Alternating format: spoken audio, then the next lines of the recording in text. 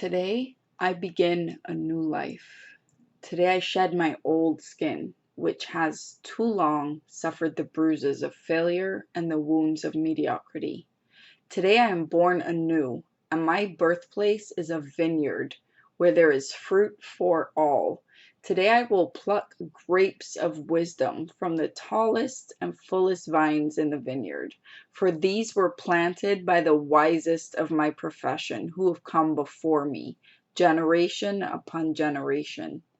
Today I will savor the taste of grapes from these vines, and verily I will swallow the seed of success buried in each, and new life will sprout within me.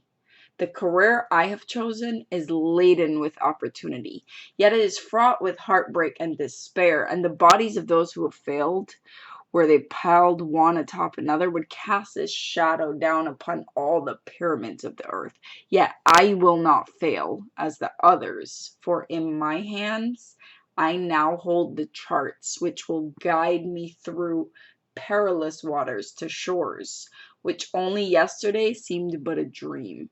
Failure will no longer buy my payment for my struggle.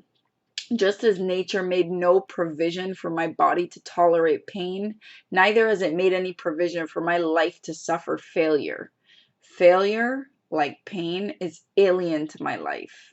In the past, I accepted it as I accepted pain. Now I reject it, and I am prepared for wisdom and principles which will guide me out of the shadows into the sunlight of wealth, position, and happiness far beyond my most extravagant dreams, until even the golden apples in the garden of Hesperides will seem no more than just my reward. Time teaches all things to he who lives forever, but I have not the luxury of eternity, yet within my allotted time I must practice the art of patience, for nature acts never in haste. To create the olive, king of all trees, 100 years is required. An onion plant is old in 9 weeks. I have lived as an onion plant. It has not pleased me. Now I would become the greatest of olive trees, and, in truth, the greatest of salesmen. And how will this be accomplished? For I have neither the knowledge nor the experience to achieve greatness, and already I've stumbled in ignorance and fallen into pools of self-pity. The answer is simple. I will commence my journey unencumbered with either the weight of unnecessary knowledge or the handicap of meaningless experience. Nature already has supplied me with knowledge and instinct far greater than any beast in the forest, and the value of experience is overrated, usually by old men who nod wisely and speak stupidly. In truth, experience teaches thoroughly, yet her course of instruction devours men's ears, so the value of her lessons diminishes with the time necessary to acquire her special wisdom. The end finds it wasted on dead men. Furthermore, experience is comparable to fashion. An action that proves successful today will be unworkable and impractical tomorrow. Only principles endure, and these I now possess, for the laws that will lead me to greatness are contained in the words of these scrolls. What they will teach me is more to prevent failure than to gain success. For what is success other than a state of mind? Which two, among 1,000 wise men, will define success in the same words? Yet failure is always described in one way.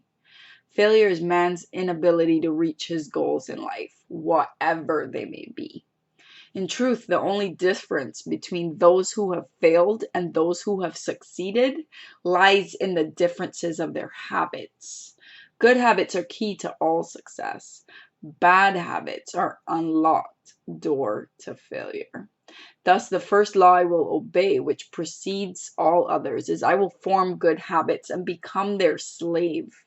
As a child, I was slave to my impulses. Now I am slave to my habits, as are all grown men. I have surrendered my free will to the years of accumulated habits, and the past deeds of my life have already marked out a path which threatens to imprison my future.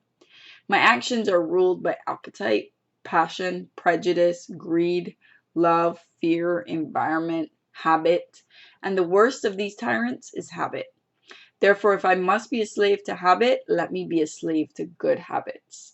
My bad habits must be destroyed and new furrows prepared for good seed. I will form good habits and become their slave. And how will I accomplish this difficult feat? Through these scrolls it will be done. For each scroll contains a principle which will drive a bad habit from my life and replace it with one which will bring me closer to success. For it is another of nature's laws that only in habit can subdue another habit. So in order for these written words to perform their chosen task, I must discipline myself with the first of my new habits, which is as follows. I will read each scroll for 30 days in this prescribed manner before I proceed to the next scroll. First, I will read the words in silence when I arise. Then I will read the words in silence after I've partaken of my midday meal. Last, I will read the words again just before I retire at day's end. And most important, on this occasion, I will read the words aloud. On the next day, I will repeat this procedure and I will continue in like manner for 30 days. Then I will turn to the next scroll and repeat this procedure for another 30 days. I will continue in this manner until I have lived with each scroll for 30 days and my reading has become habit. And what will be accomplished with this habit? Herein lies the secret of all man's accomplishments. As I read the words daily, they will soon become a part of my active mind. But more important, they will also seep into my other mind, that mysterious source which never sleeps, which creates my dreams and often makes me act in ways I do not comprehend. As the words of these scrolls are consumed by my mysterious mind, I will begin to awake each morning with a vitality I have never known before. My vigor will increase, my enthusiasm will rise, my desire to meet the world will overcome every fear I once knew at sunrise. And I will be happier than I ever believed it possible to be in this world of strife and sorrow. Eventually, I will find myself reacting to all situations which confront me as I was commanded in the scrolls to react. And soon these actions and reactions will become easy to perform, for any act with practice becomes easy. Thus, a new and good habit is born. For when an act becomes easy through constant repetition, it becomes a pleasure to perform. And if it is a pleasure to perform, it is man's nature to perform it often. When I perform it often, it becomes a habit, and I become its slave. Since it is a good habit, this is my will. Today I begin a new life, and I make a solemn oath to myself that nothing will retard my new life's growth. I will not lose a day from these readings, for that day cannot be retrieved, nor can I substitute for it. I will not break this habit of daily reading from these scrolls. And in truth, the few moments spent each day on this new habit are but a small price to pay for the happiness and success that will be mine. As I read and reread the words in these scrolls to follow, never will I allow the brevity of each scroll, nor the simplicity of its words, to cause me to treat the scroll's message lightly. Thousands of grapes are pressed to fill one jar with wine, and the grape skin and pulp are tossed to the birds. So it is with these grapes of wisdom from the ages. Much has been filtered and tossed to the wind. Only the pure truth lies distilled in the words to come. I will drink as instructed and spill not one drop, and the seed of success I will swallow. Today my old skin has become as dust. I will walk tall among men, and they will know me not, for today I am a new man with a new life.